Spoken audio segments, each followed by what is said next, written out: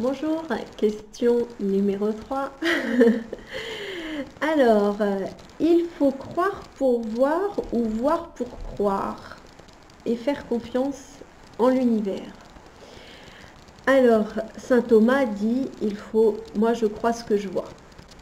Alors, je dis, moi je vois ce que je crois. Moi je suis plutôt dans je vois ce que je crois. Alors, déjà, effectivement, croire pour voir, effectivement, c'est un premier pas. Mais en même temps, vous ne pouvez pas voir si vous ne croyez pas. C'est-à-dire que les gens, par exemple, quand je leur dis, moi je crois aux fées, aux dragons, alors il y en a qui me rigolent au nez, qui me disent, ok, bon, elle est barrée, mais ça on le sait, hein, maintenant vous le savez tous, hein, que je suis barrée. C'est plus un secret. Et ok, eux, ils disent, bah, eux, ils y croient pas. Ce sont des mythes et des légendes. D'ailleurs, j'en parlais à une petite fille de 5 ans hier. Elle m'a dit, non, mais ça n'existe pas. Maintenant, je lui dis, mais c'est marrant parce que l'année dernière, on en parlait, puis tu y croyais. Elle me dit, non, mais avant, j'étais petite, mais ça n'existe pas. Je dis, d'accord. Bon, c'est ses croyances aujourd'hui. L'éducation faisant son travail. Voilà, elle avait 5 ans.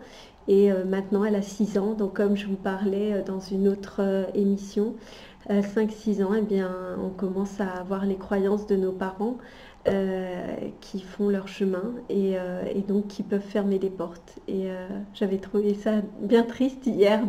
J'étais tellement ravie de la revoir et de me dire, tiens, on va pouvoir se faire un petit délire dragon, fée, etc. Et puis non, plus du tout. Elle est devenue très rationnelle et voilà, elle est une grande maintenant. Elle apprend à lire, elle va au CP, etc. Bon, c'est la vie. C'est son chemin en tout cas. Et donc croire pour voir, voilà, c'est le premier pas, mais voir pour croire, c'est-à-dire que moi, par exemple, je crois aux fées.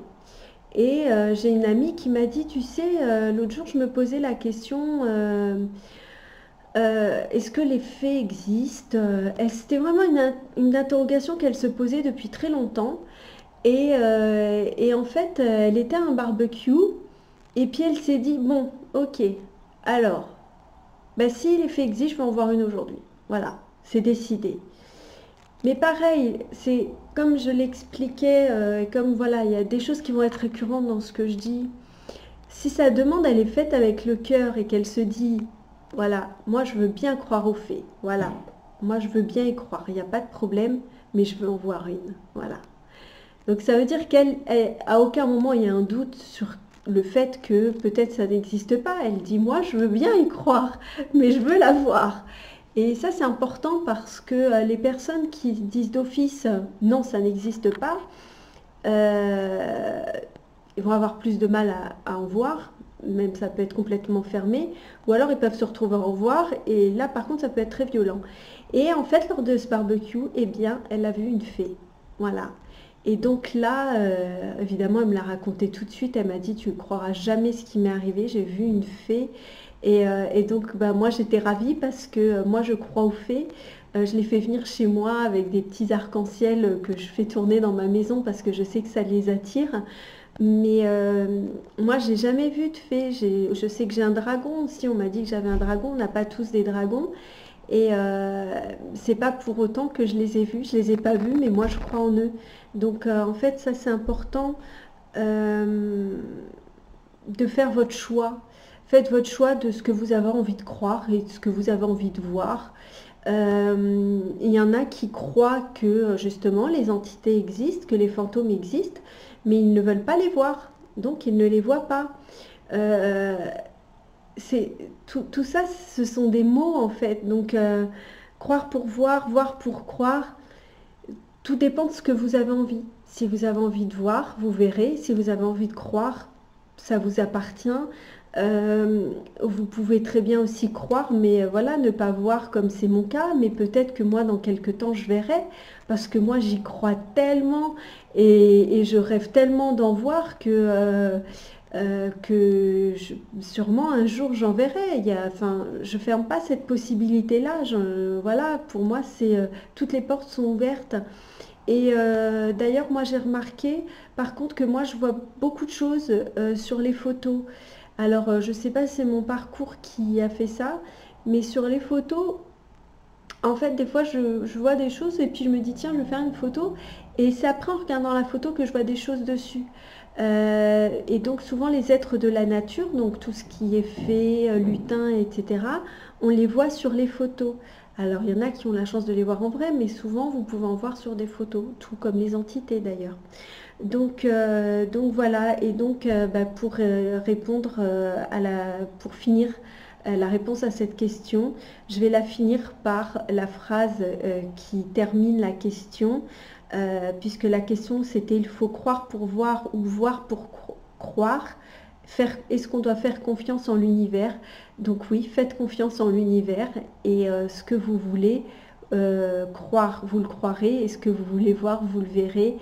Euh, Tout dépend de ce que vous êtes prêt à voir et à croire. Voilà. Euh, Moi, je pense qu'aujourd'hui, si je ne vois pas les entités, c'est peut-être que c'est pas juste pour moi de les voir aujourd'hui.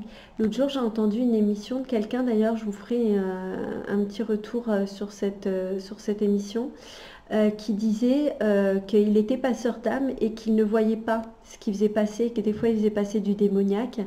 Et il dit, je pense que je ne vois pas parce que si je voyais, ça me ferait trop peur et je ne ferais plus ce travail.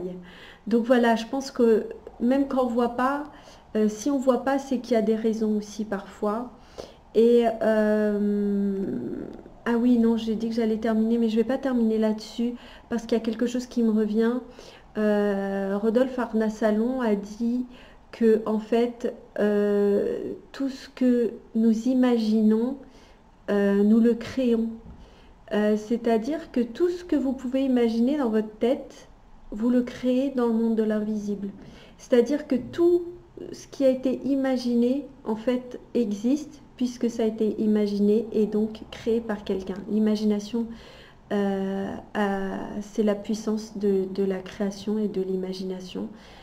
C'est pour ça que je dis que l'imagination n'existe pas, parce que quand nous pensons à quelque chose, nous le créons. Voilà, je vais rester là-dessus. Je vous souhaite une bonne fin de journée et je vous embrasse. À très bientôt.